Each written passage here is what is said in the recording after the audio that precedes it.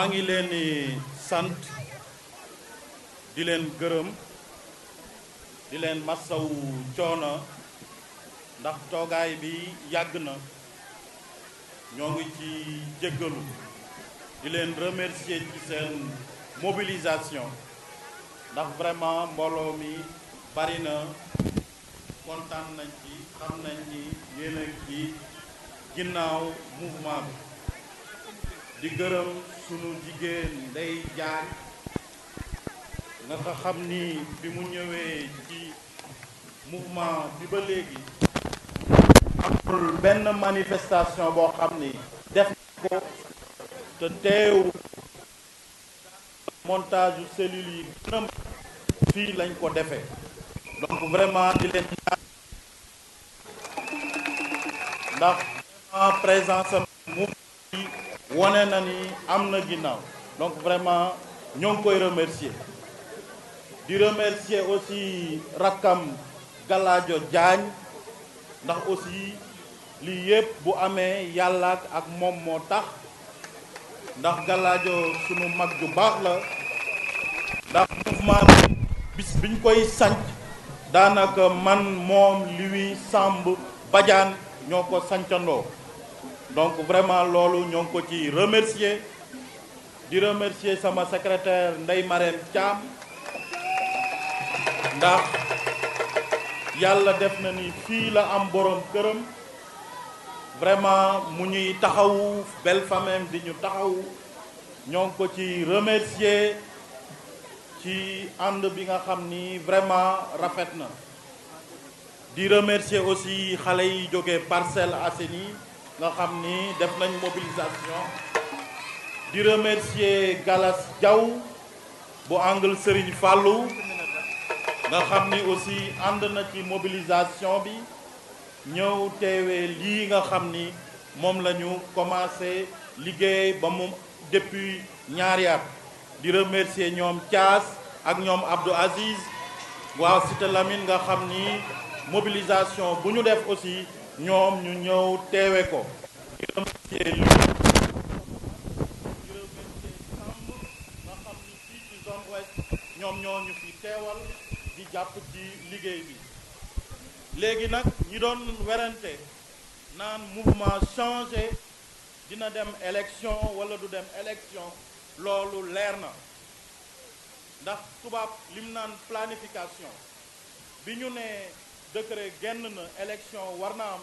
dama ni sama gaañ yi pour wan ni ñii ñoo leen gën a farlu ñun ñoo war a njëkk a déposer suñuy liste ndax jël juróomi téeméeri ay nit jël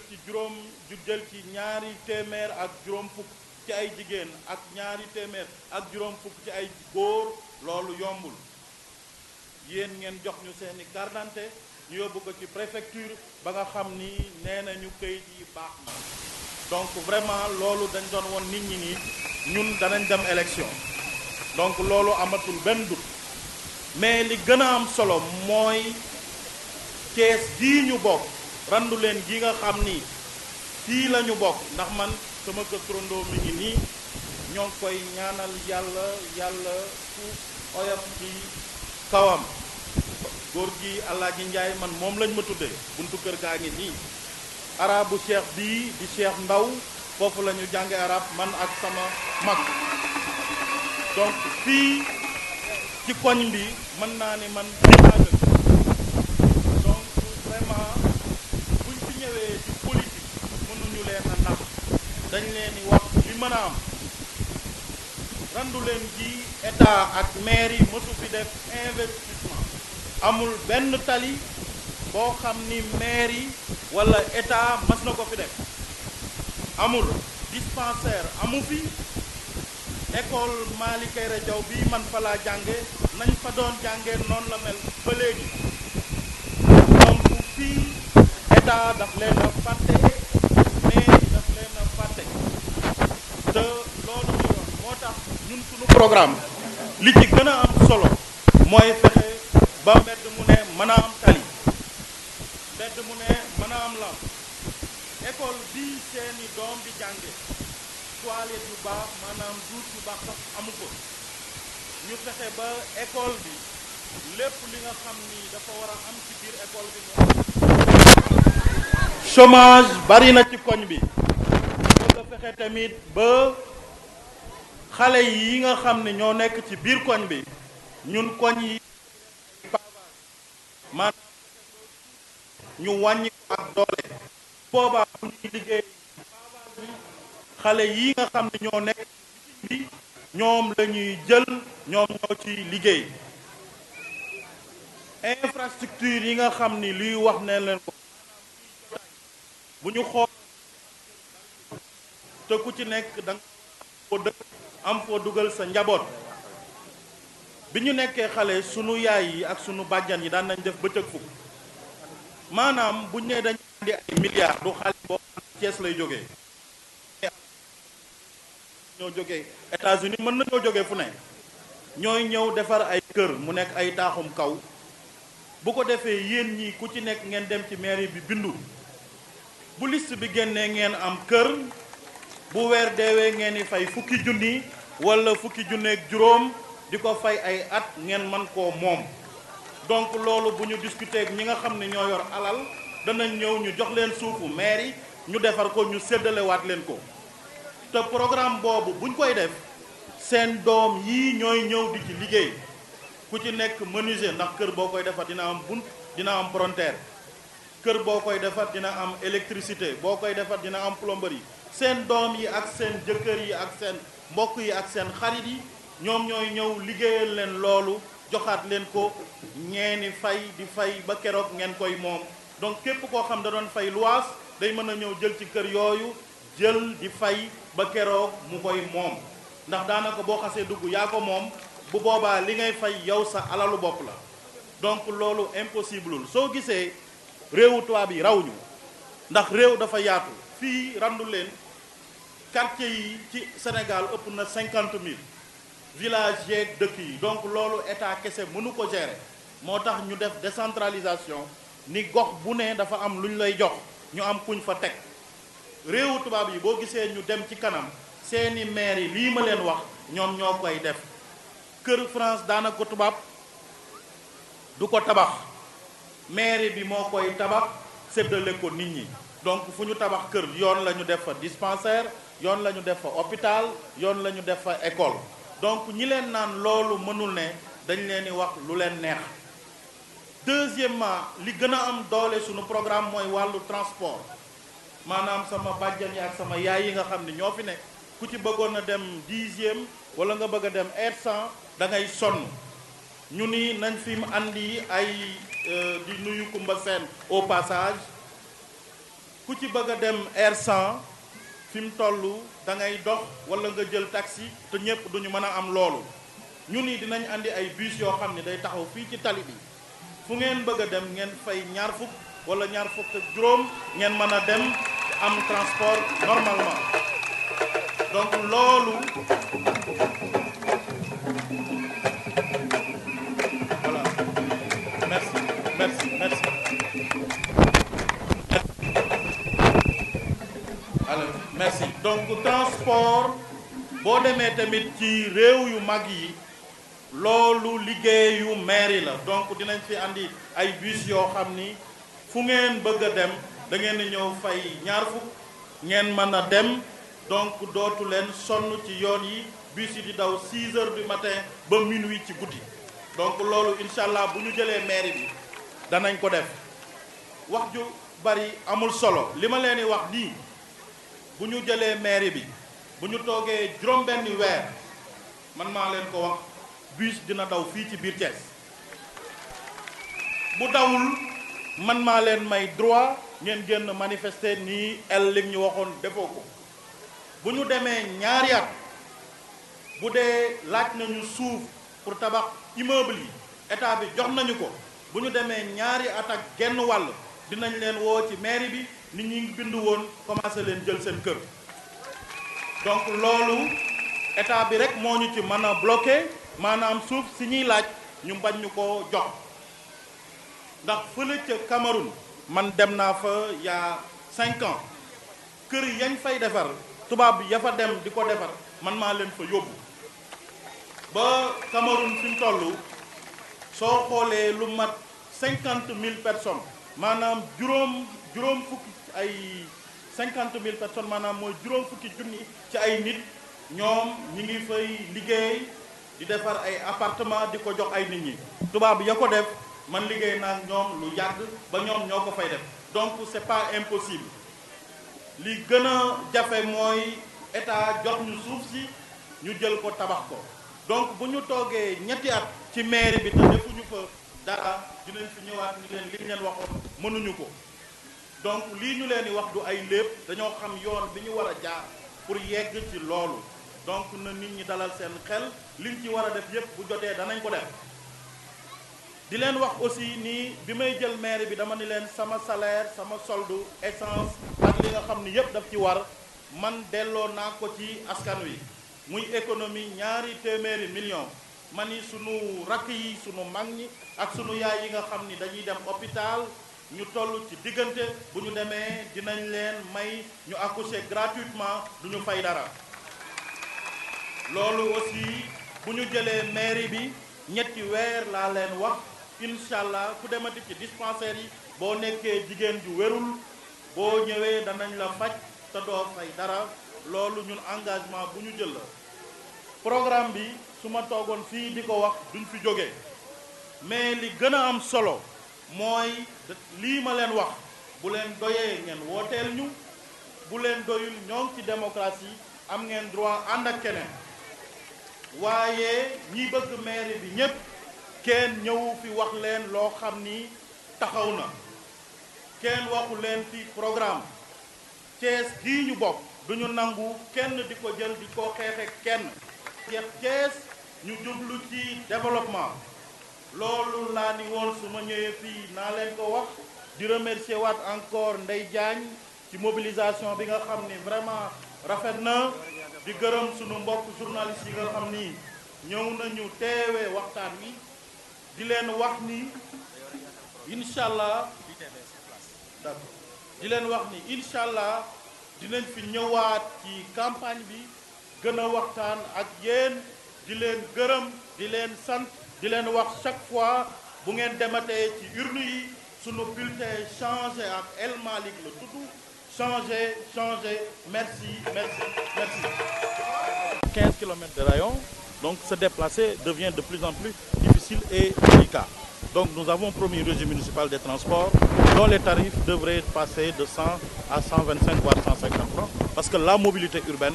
est une question principale qui doit occuper. C'est un rôle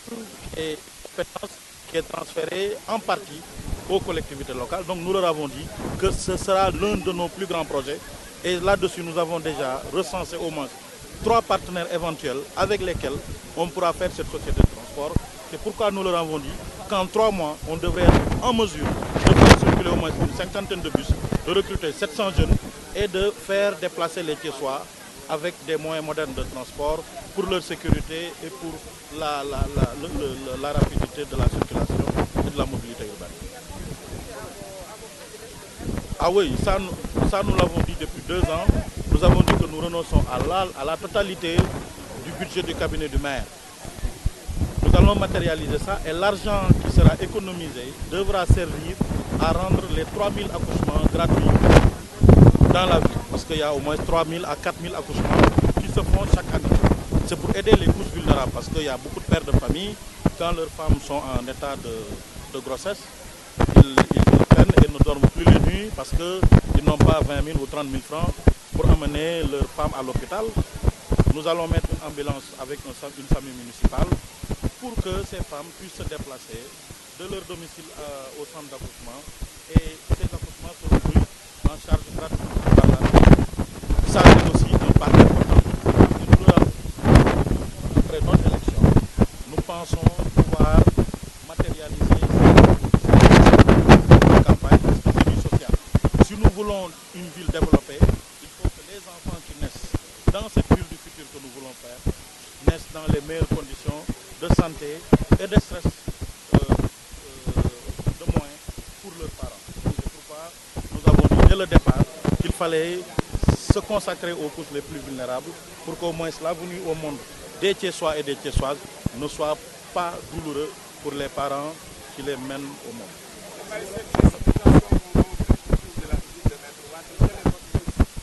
on est en démocratie. Le président Wade, il a été président pendant 12 ans. Il a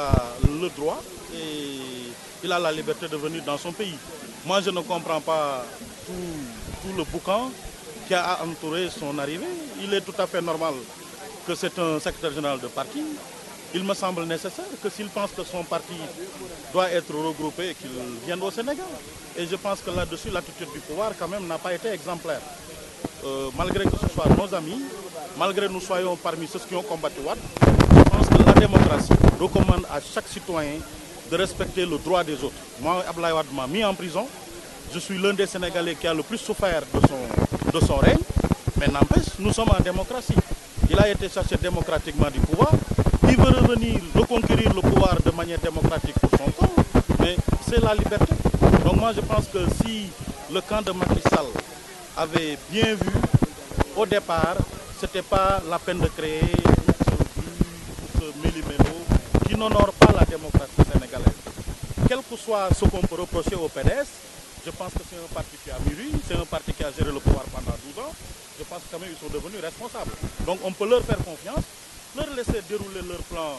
de reconquête du pays et qu'en face aussi, que le régime de Macky Sall essaie de faire des réalisations pour démontrer que le pouvoir de Macky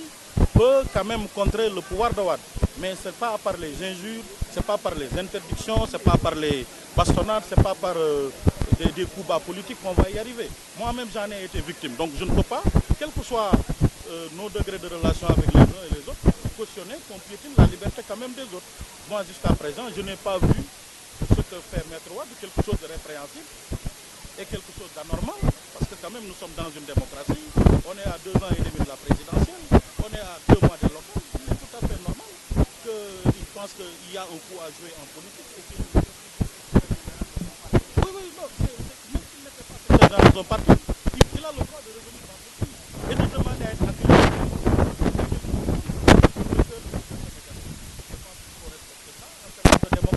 Nous, on ne peut pas prétendre vouloir demain autre chose, ou que Macky Sall conquérisse ce pays dans la démocratie et qu'on puisse empêcher à d'autres aussi d'avoir un plan pour conquérir le pouvoir, jusqu'à ce qu'ils commettent quelque chose de répréhensible. Oui. Oui.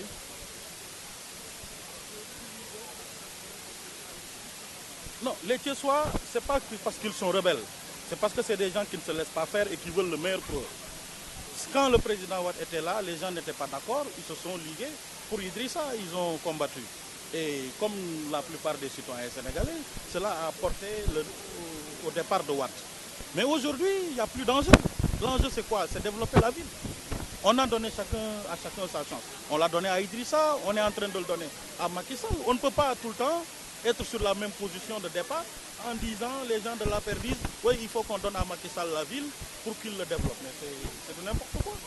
Quel que soit Alpha et quel que soit le vainqueur